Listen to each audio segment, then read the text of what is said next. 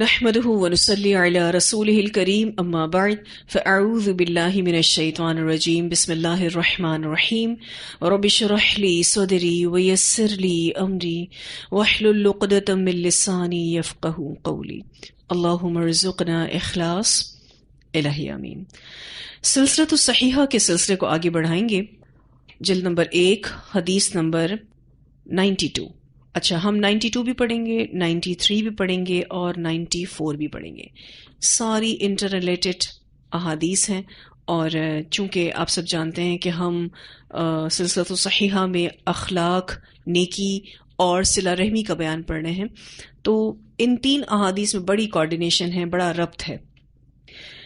حدیث نمبر 92 میں عمدہ اخلاق کی فضیلت کا بیان ہے۔ ابو ہریرہ رضی اللہ عنہ سے مرفوعاً روایت ہے، آپ صلی اللہ علیہ وسلم نے فرمایا، میں صرف اس لیے بھیجا گیا ہوں تاکہ اعلیٰ اچھے اخلاق کی تکمیل کروں۔ نبی اکرم صلی اللہ علیہ وسلم کو اخلاق کی کمپلیشن کے لیے بھیجا گیا۔ رسول اللہ صلی اللہ علیہ وسلم اخلاق میں سب سے اعلیٰ تھے، اور آپ کے اخلاق کو امت کے لیے اسوہ حسنہ بنایا گیا کہ جیسے اخلاق رسول اللہ صلی اللہ علیہ وسلم کے ہیں ویسے اخلاق امت کو اپنانے چاہیے، ان کا اسوہ حسنہ اپنی زندگی میں، اپنے معاملات میں، اپنے رویوں میں لانا چاہیے۔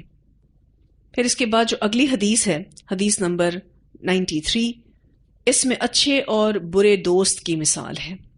ابو موسیٰ رضی اللہ تعالیٰ عنہ سے مروی ہے، وہ رسول اللہ صلی اللہ علیہ وسلم سے روایت کرتے ہیں، اچھے ساتھی اور برے ساتھی کی مثال کستوری اٹھانے والے اور بھٹی میں پھونکنے والے کی طرح ہے۔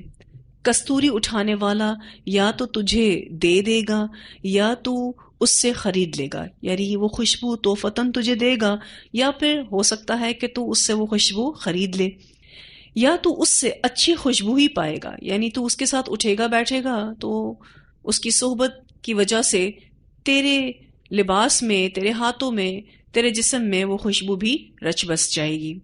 اور بھٹی میں جھونکنے والا یا تو تیرے کپڑے جلا دے گا یا تو اس سے گندی ہوا پائے گا، یعنی ہو سکتا ہے کہ ایسے دوست کے پاس بیٹھنے سے جو کہ بھٹی جھونکنے والا ہے تو تیرے کپڑوں پر بھی کوئی چنگاری آ جائے اور اسے تیرے کپڑے جل جائیں، اس میں کوئی سوراخ ہو جائے، یا پھر جو جلنے کی بو ہے وہ تیرے کپڑوں میں، تیرے جسم میں، تیرے ہاتھ میں رچ بس جائے۔ بخاری کی روایت ہے، سلسلۃ الصحیحہ میں آتی ہے۔ اب آپ دیکھیے کہ یہاں پر اچھے اور برے دوست کی مثال بتائی گئی ہے۔ اب سوال ہی پیدا ہوتا ہے، اس حدیث کو کیوں اس باب میں لایا گیا ہے، اخلاق، نیکی اور صلہ رحمی کے؟ کیونکہ انسان جب اچھی صحبت میں ہوتا ہے تو اس کے لیے اچھے اور نیک اعمال کرنا آسان ہوتا ہے، اور جب انسان بری صحبت میں ہوتا ہے تو پھر وہ برے اعمال کی طرف ہوتا ہے، اس کے لیے برے اعمال کرنا بہت آسان ہو جاتا ہے۔ اسی لیے اگر ہم چاہتے ہیں کہ ہمارے اندر بہترین اخلاق آئیں، اگر ہم چاہتے ہیں کہ ہم نیکی کے راستے پر چلیں، اگر ہم چاہتے ہیں کہ ہم صلہ رحمی کریں، تو ہمیں اپنے فرینڈ سرکل کے بارے میں بھی بڑا محتاط ہونا پڑے گا، اپنی صحبتوں کے بارے میں بھی بڑا ہمیں محتاط ہونا پڑے گا۔ اچھی صحبت سے انشاءاللہ یہ نیک اعمال آسان ہوں گے، کیونکہ اچھا دوست ہمیشہ آپ کو نیکی کی راہ میں سپورٹ کرتا ہے، اور برا دوست آپ کو برائی کے راستے میں سپورٹ کرتا ہے۔ تو جو لوگ بھی نیک ہوتے ہیں، بعمل ہوتے ہیں، نیک سیرت ہوتے ہیں، پھر ان کے دوست بھی ویسی ہی عادتیں اپناتے ہیں۔ تو نیک اور صالحین لوگوں کی دوستی سے نیکی میں مزید پختگی اور آسانی پیدا ہوتی ہے۔ اگر ہمارے ایسے دوست ہوں جو بے عمل ہوں یا بد عمل ہوں تو اس کا لا محالہ اثر ہم پر پڑتا ہے۔ جو لوگ برائی کرنے والے ہوتے ہیں اگر وہ ہمارے دوست ہوں تو ممکن ہے کہ ہم ان کے ساتھ بیٹھے ہوں، اٹھے ہوں، اللہ کی کوئی پکڑ آ جائے۔ یہ بھی ممکن ہے کہ ہم اس غلط کام میں ان کے ساتھ شامل ہو جائیں۔ پھر اچھے دوست ہمیشہ آخرت کی فکر ہمارے اندر ڈالتے ہیں، اور جو برے دوست ہوتے ہیں وہ دنیا کی محبت ہمارے اندر ڈالتے ہیں، کیونکہ وہ دنیا پرست ہوتے ہیں نا۔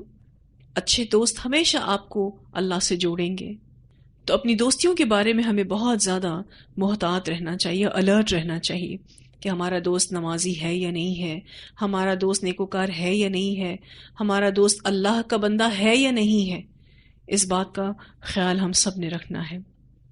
پھر اس کے بعد جو حدیث نمبر 94 ہے، اس کا ٹاپک ہے اچھے اخلاق کی توفیق اللہ ہی دیتا ہے۔ رسول اللہ صلی اللہ علیہ وسلم نے ممبر پر ارشاد فرمایا، اچھے اخلاق کی طرف رہنمائی اللہ ہی فرماتا ہے اور برے اخلاق سے بھی وہی دور کرتا ہے۔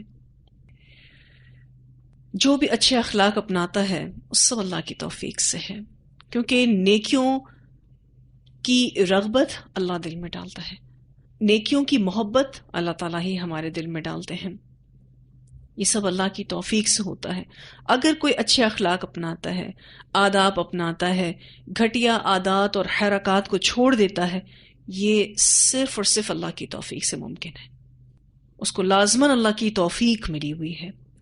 اس لیے ہم سب کو چاہیے کہ ہم اللہ سے اچھے اخلاق کی دعا کریں، ہم اللہ سے دعا کریں کہ یا اللہ تو ہمیں بہترین اخلاق سے نواز، ہمارے لیے نیکی کرنا آسان کر دے، ہم صلہ رحمی کرنے والے ہوں، اللہ تو ہمیں قطع رحمی سے بچا۔ بہت زیادہ دعا کرنی چاہیے، اور ہمیں رسول اللہ صلی اللہ علیہ وسلم کی سنت سے بہت ساری ایسی دعائیں ملتی ہیں کہ جس میں بہترین اخلاق کو مانگا گیا ہے، اور اس بات کا اظہار بھی ان دعاؤں میں کیا گیا ہے کہ اللہ تعالیٰ اچھے اخلاق کی توفیق آپ ہی دے سکتے ہیں، برے اخلاق کو بھی ہم سے دور آپ ہی کر سکتے ہیں۔ تو جب کبھی اچھا اخلاق آپ کسی کے ساتھ بھی کر رہے ہوں تو یہ سوچیں کہ آپ کے رب نے آپ پر بڑا کرم کیا ہوا ہے، کیونکہ آپ کی اور میری طاقت نہیں ہے، یہ سب اللہ کی طرف سے ہے۔ جب ایک کلمہ ہم پڑھتے ہیں نا، لا حول ولا قوت الا باللہ، نیکی کی توفیق اور برائی سے بچنے کی طاقت اللہ کی طرف سے ہے، تو یہ چیز ہمیں کبھی بھی اپنی نظروں میں بڑا نہیں ہونے دیتی۔ ہم کہتے ہیں ہم اگر نیکی بھی کر رہے ہیں تو اللہ ہمیں اس کی توفیق دیتا ہے، ہم برائی سے بچ رہے ہیں تو اللہ ہمیں بچاتا ہے، تو اپنی نیکی کا زوم نہیں آتا، اور پھر انسان مزید دعا بھی کرتا ہے۔ جب پتہ ہے اللہ ہی دے گا تو انسان دعا کرتا ہے نا کہ یہ چیز اللہ ہی سے ملنی ہے، تو پھر انسان دعا کرتا ہے۔ ہاں اگر اللہ تعالیٰ یہ کہہ دیتے کہ اچھا اخلاق اپنانا تمہارے اپنے بس میں ہے تو پھر انسان اپنی کوششوں کو بڑھاتا، لیکن جب حدیث میں یہ بات آ گئی کہ اچھے اخلاق کی طرف رہنمائی اللہ تعالیٰ کرتے ہیں۔ اچھا آپ یہ بات بارہا پڑھ چکے ہیں کہ اللہ تعالیٰ رہنمائی کب کرتے ہیں کسی بھی چیز کی؟ اللہ سبحانہ تعالیٰ نیکی کی طرف رہنمائی کب کرتے ہیں؟ جب اس کی خواہش، جب اس کی طلب آپ کے اندر ہو۔ اگر کسی کی نیت میں اچھا اخلاق اپنانا ہے تو اللہ تعالیٰ اس کو ضرور اچھے اخلاق کی طرف رہنمائی کرے گا۔ یہ اللہ کا اصول ہے، جس انسان کے اندر جس چیز کی طلب ہوتی ہے نا، اللہ اس کو وہی عطا کرتا ہے۔ نیکی کی طلب ہے، نیکی عطا کرے گا، اچھے اخلاق کی طلب ہے، اچھا اخلاق عطا کرے گا۔ آپ چاہتے ہیں صلہ رحمی کریں، آپ سے صلہ رحمی کروائے گا۔ تو بہت اہم میسج کے ساتھ ہمارا یہ سلسلہ ہم روکتے ہیں، وہ یہ کہ ہم سب نے اللہ سے خوب رج کے دعائیں کرنی ہیں۔ کس چیز کی؟ اچھے اخلاق کی، کہ یا اللہ تو مجھے رسول اللہ صلی اللہ علیہ وسلم جیسے اخلاق سکھا دے۔ ہم ان جیسا بن تو نہیں سکتے، لیکن اللہ تعالیٰ تو ہماری رہنمائی کر کہ جب کل قیامت کے دن رسول اللہ صلی اللہ علیہ وسلم سے ہماری ملاقات ہو تو ہم ان امتیوں میں سے ہوں جن پر وہ فخر کریں کہ میرا یہ امتی یہ بہترین تھا اپنے اخلاق میں، اس نے پوری کوشش کی میرے جیسے اخلاق اپنانے کی، اس نے پوری کوشش کی نیکی کرنے کی، اس نے پوری کوشش کی اپنے آس پاس کے رشتہ داروں کے ساتھ نباہ کرنے کی، ان کے ساتھ صلہ رحمی کرنے کی۔ یہ بہترین امتی، مجھے اس پر فخر ہے۔ اللہ تعالی ہم سب کو بہترین عمل کرنے کی توفیق عطا فرمائے۔ اس سلسلۃ الصحیحہ کے سلسلے کو آج ہم یہیں روکیں گے۔ وآخر دعوانا الحمد للہ رب العالمین۔ سبحانک اللہم وبحمدک، نشہد ان لا الہ الا انت، نستغفرک ونتوب الیک۔ سبحان ربک رب العزۃ عما یصفون، وسلام علی المرسلین، والحمد للہ رب العالمین۔ الہی آمین۔